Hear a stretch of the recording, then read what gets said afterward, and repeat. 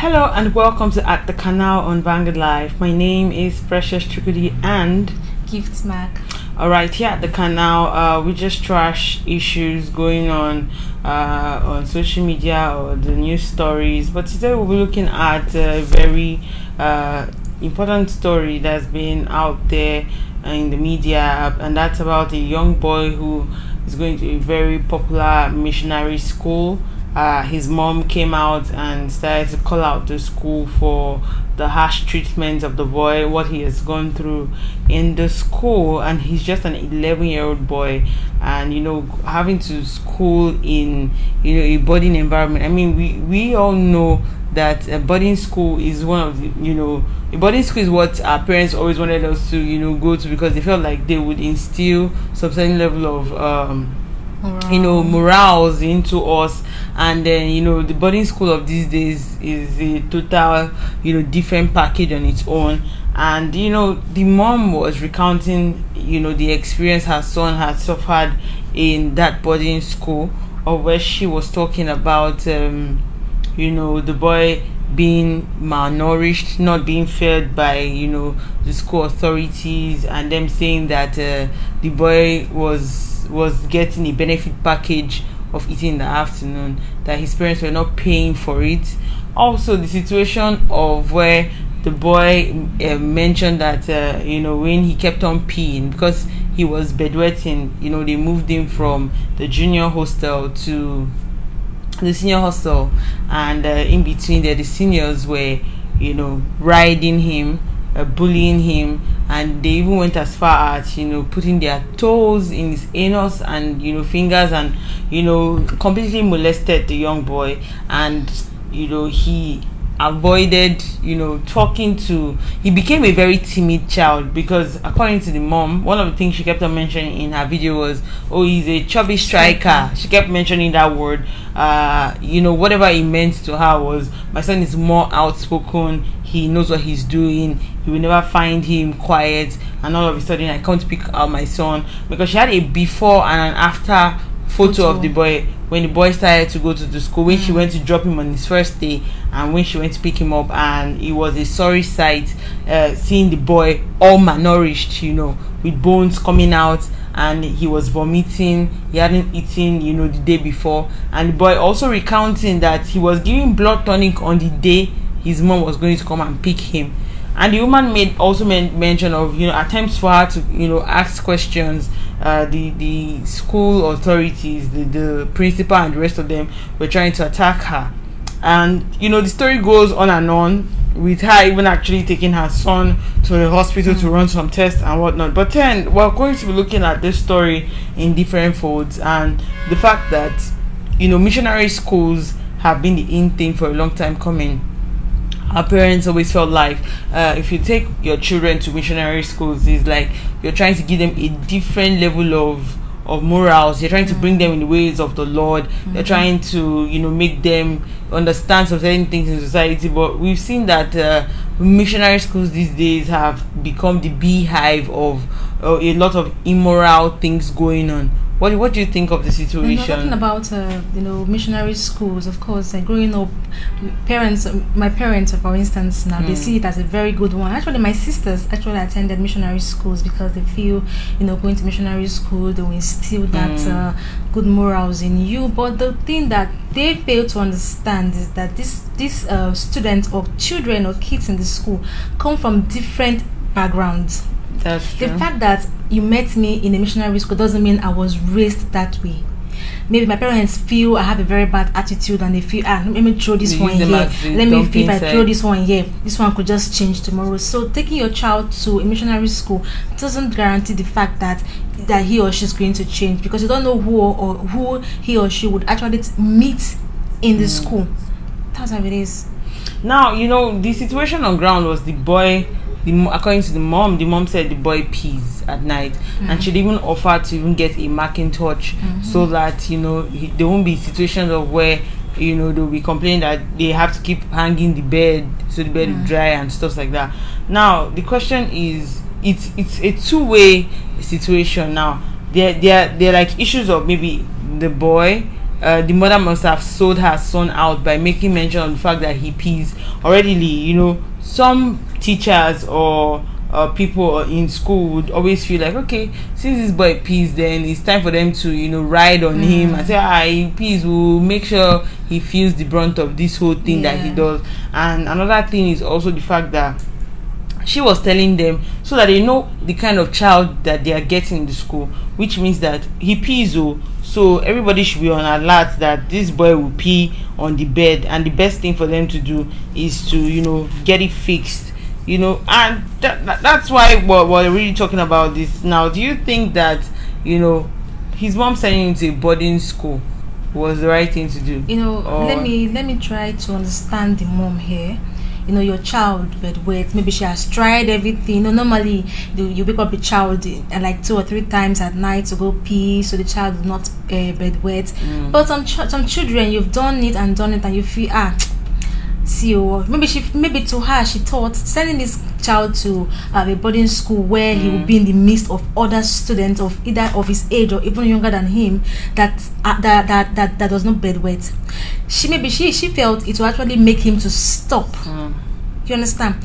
Now, looking from the teacher, the principal, whoever took him away from the hostel where he stayed to the senior hostel, maybe the reason it could be that if his child stay in the midst of adults, he will be so scared to pee or to bed wet in the bed where the senior students will be, and maybe out of fear the child will want to wake up to go and wee out of that fear. But then if you put a child in that kind of situation, what are your monitoring sources? Did you monitor how this child cope in the midst of adults, people that are older than him? A lot of times when they do things like that, it's because I feel like they want to bully those children.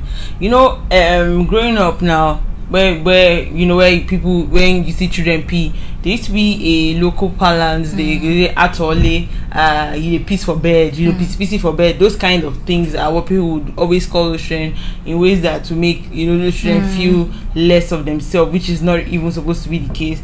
I remember growing up, and then when I had friends who would pee and their parents would maybe call me and say, come and see your friend has peed. Sometimes my friend then, who would even pee on the bed, would even go as far as carrying bottled water to pour so that it doesn't smell like pee. So just in case if they come, say it's water, it's not pee, But the point exactly is you move these children and make them feel less of themselves, because at the end of the day, it's not something that they can control. When you look at this thing in a couple of time as they grow, it will just ease out. So instead of thinking of bullying this child and putting the child in a seniors, because this is what happens usually in boarding schools, they want you to do something, or they want you to get rid of a particular behavior. They take it to the senior hostel because they feel like staying in the senior hostel would make you change your ways, because the seniors, by the time they start to bully you and stuff, you would stop whatever act. But in this case, the bullying was in fact, I really don't know how to quantify it, because what they just did is they've demoralized that boy, because according to his mom, he's a very outspoken child, and all of a sudden he doesn't speak no more. He's very careful, because the boy came out to say that they told him that if he speaks, they're going to kill him. Imagine that child saying to his mom, they said if I talk, they will kill me. Shows you the level of gravity that they would have bullied him into silence. As in, let me tell you a story. I used to have a friend that was actually grown up, like an adult, if I may say, an adult, that she never slept outside. Wherever she goes to, she will come back to the house. But then she had a wedding one day, a wedding where she needed to actually attend, and they had this normal bridal shower thing that they do. She went, and of course the bridal shower, you have to spend the night there, and that night was the night that she stopped bedwetting. Why? Because she was in the midst of other grown-up girls, and of course it would be a very big embarrassment and a disgrace. So what do you think she did differently? So what she did, I think she became very conscious of herself. I think I can't say, because I'm not her, so I'm not in her shoes. But judging from being an outsider, I think she was just too conscious of herself. She knew that this place is not a place where I have to embarrass myself. So she was too careful, and that was the last time She stopped. So I'm looking at it from the principal that took the boy there. I think that's what he or she was trying to actually achieve. But my problem I have is you putting that kid in the midst of grown-ups or elders, of course, who have bullies, and then you did not, make provisions on ways you can monitor this boy and be sure he is safe. You don't just throw somebody out in a lion's den and feel like a lion will not eat him. After all in the Bible, lion did not eat somebody in the Bible, so of course lion will not eat the person, but it will tear him or her. So the problem I have with the principal is, why did he just throw that boy there without putting in measures to protect this boy and be sure of his safety? A lot of times, parents sometimes, because of they're trying to curb their maybe a child's excess behavior, they sort of go overboard, with how they, punish the child. I was telling you off camera about one of my friends when we were growing up, of how her mom would say, because she was a very, very, very outspoken child. She was very exposed. I do not know to what extent that she was, of how she exposed herself to, but she was also very exposed sexually. I'll use the word exposed sexually because around that time, she was already, she was in her 10-year-old or 11-year-old, and she already knew what having a boyfriend was. And one of the situations of where it became serious was when her mom actually caught her on the staircase kissing a boy. And the next thing the mom thought was, okay, to solve this problem is because she's carrying hair. If she wasn't carrying her hair, she would not be seeing a man. And next thing they told her, they took off her hair, then they took her away from Lagos and then took her to one of the eastern states to go and study in one of those missionary schools too, hoping that would in a way change her from her ways, But it didn't change her anything, because she got to that school and became more exposed. And when she would even come back for holidays, it was like you just took her to, you took her to where she became very more exposed. Exactly. And I'm like, okay, now where do parents now even now draw the line of, I'm trying to correct my child, so I'm going to, put these measures to because now the girl became even much more exposed. At a certain age, she already knew what having a sugar daddy would be.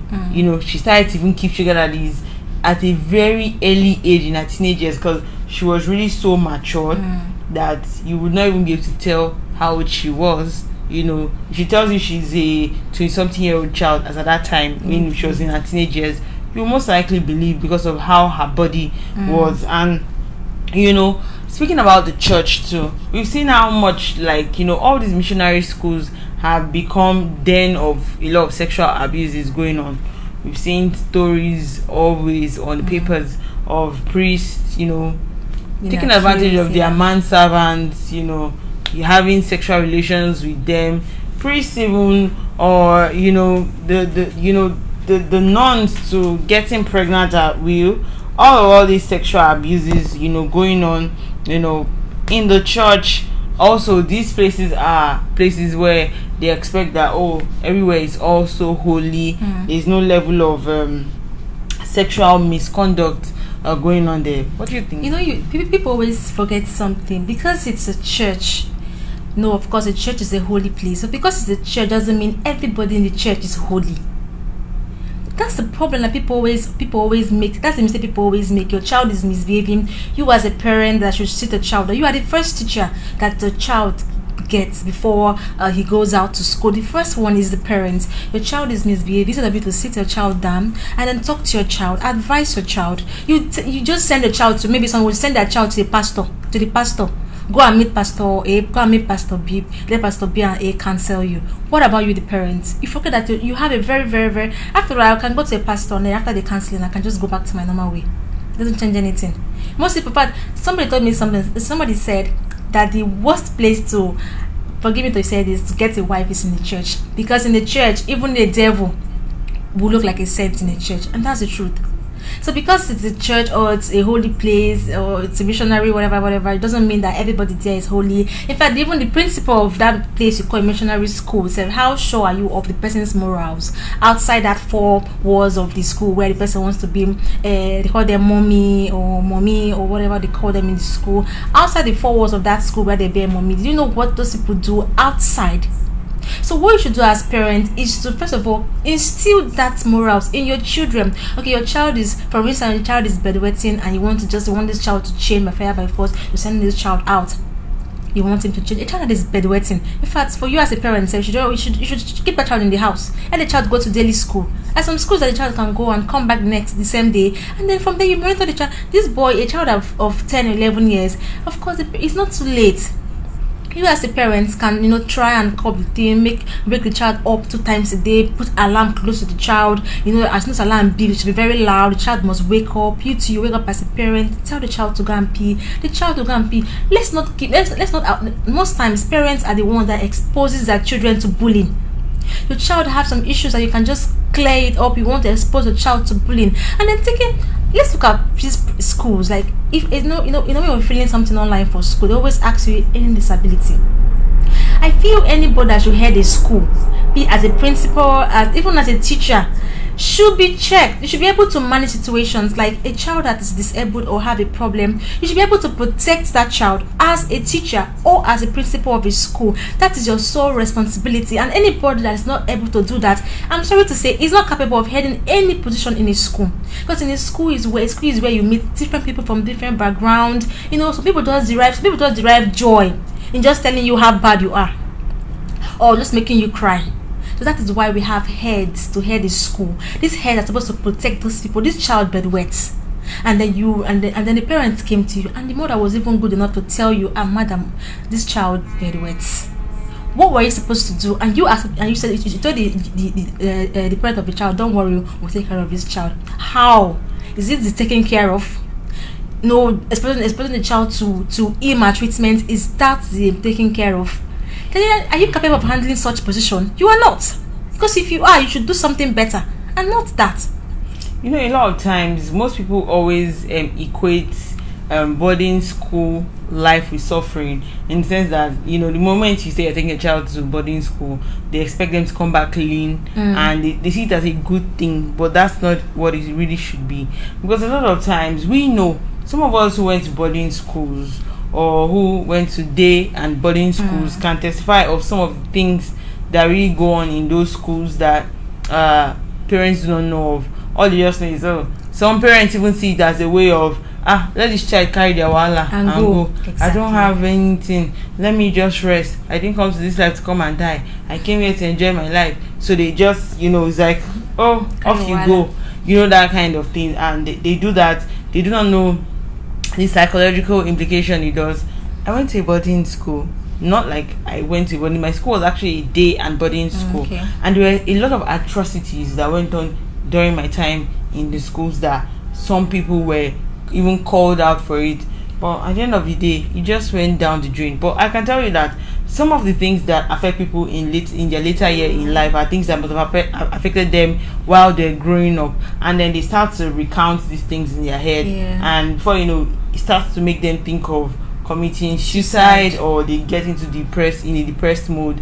And these are the reason why all these things need to be checkmated, because at the end of the day, you see that you have a child and then you're not even doing the right thing for the child. So for parents, they just say, my child is of age, let me just send him to school. Some of them, even while I was going to school, one of the things I also noticed was, then I think the legal age for a child to be in JSS1 used to be like, you have to be between the ages of maybe 11 or so. And so some parents would have children who are like age 9 and tell them to lie that they are also age so that they can get into school, because they know that the school, maybe those children who went to school really fast or some of all those children that they will stay in one class before long, they will promote them and move them to another class. They keep jumping classes, and then before at the age of 9, child has written maybe common entrance, and then the child is now going to JSS1. The child is not mentally ready for it, not emotionally ready for it. They just whisk the child away and then put the child in in you know, midst of yes, people in midst of people who are maybe so grown. Yes. In the class you might be having someone who is even as old as 15 in JSS1, and you're just 9, and then you are 9, and you expect that those kind of people will not bully the child. So like, these are the things that we're basically talking about. The fact that parents sometimes expose their children to be bullied by people, you know, either knowingly or not, or unknowingly. These are not like actions taken. And you know, the story we've been seeing online have just been like the story from, you know, the mom, and you know, and of she asking questions, asking her son questions. That's the story that we've also been seeing online. And the fact that we also, the boy mentioned a couple of names, you know, in the video that we saw. Those people need to be brought to book. Exactly. Yeah, because I mean, I cannot imagine what would have happened if that boy had stayed in that school for longer than the usual time. And just in case, so this might also be a way of exposing other, you know, things going on in that school and other schools too. And other schools, because now the boy has spoken out for other people, because I'm sure there are other students who are going through that same thing, but they don't have a voice. Exactly. They can't speak up. They can't talk to their parents. You know, their parents just say, maybe a child that used to talk to maybe his mother will just suddenly become quiet. When I say, it's part of growing up, he's becoming a man. They do not know that the boy is stifling pain and can no longer speak up. And you know, so I personally think that all those people whose names were mentioned by the boy must be brought to book. Exactly. Justice must be served. The boy must see that he, you know, said a lot of things by, you know, the boy must see that him coming out to speak his truth did not just go in vain. These are things I think should happen, and this should serve as a deterrent to other schools or other boarding schools where you know, they are not checking out their students to see if they are mentally okay. Exactly. They're not asking the right questions. They're leaving these children to be exposed to people who, because like you said, just like the way the church is like a dumping ground for different kind of people, that's the way the school is. People from different walks of life, different homes.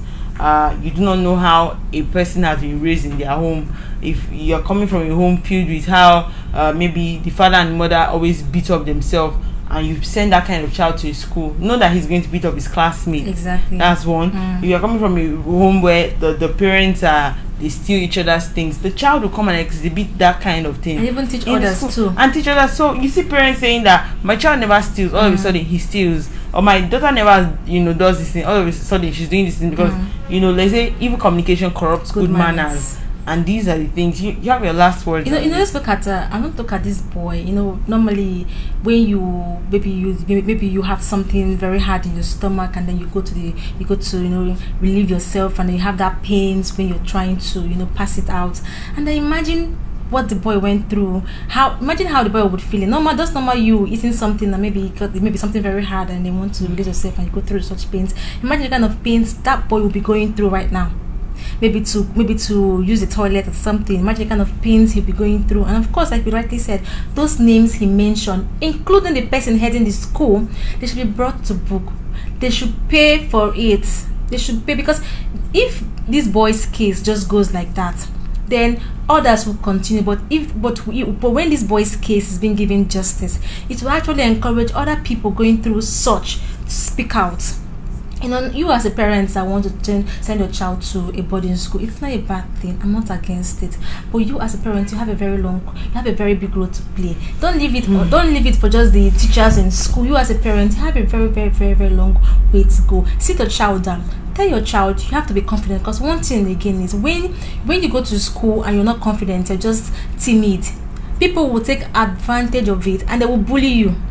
Number two, you don't have confidence in yourself, of course. And then another thing is that your child should be sociable. Teach your child how to make friends. Hello, good afternoon will not kill your child. Hi, my name is this would not kill your child. Your child must not be friends with everybody, but let your child be able to make friends, because when you're alone in a school like a boarding school, you don't have friends, it gives others the room to come to you and then bully you because they feel nobody there around is for me could bully, I could use this one head. So as a child, you have to build confidence in yourself. You bedwet and they sent you to school doesn't mean you are inferior, doesn't mean you're less than any other person in the school. You're like every other person. After all, the same money that your level student, the other student of your level paid, your parents also pay the money. So you have that same right. So as a parent, imbibe that spirit or that spirit of confidence in your child. Your child should be confident. So if your child, look at your child very well, you've tried, this child is too quiet, this child is not outspoken, this child cannot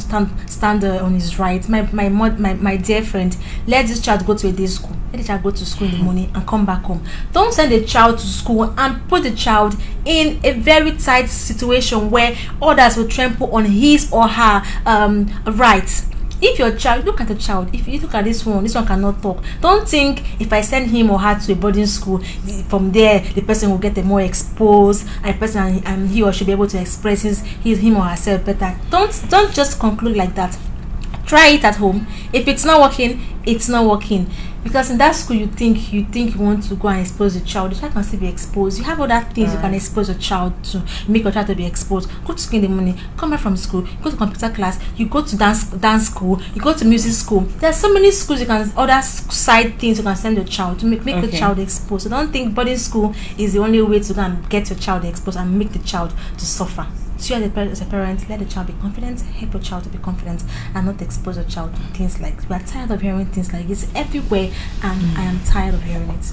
And on the matter, I also got to find out that the governor of the state is also trying to follow up, investigations on that matter to ensure that the right thing is done, justice is served, because we can't have a child who starts to feel like his parents have ignored him, they denied him justice, the country has failed him. So that part of the action and everything that has gone on in that school must be fixed for other people, because another thing again, it's going to demean the school name, and it's one of the things that because there are other people who must have passed through that school that have good records and good history or good memories of the school. It will not be a good thing for them to see that the school is known for something like that, and it will also be the beginning of a new thing, because if something like that has been going on in that school, that way it's being checkmated and then there's an end to it. All right, that's all we can take at the canal today. Remember that you can equally like, share and subscribe on all our social media platforms showing on your screen. As well as you want to find out up-to-date story, you want to find out more on this story, you can go on our website www.vanguardngr.com to find out more. Till I come your way next time, I remain Precious Chukudi and Gift Mark. Thank you for watching.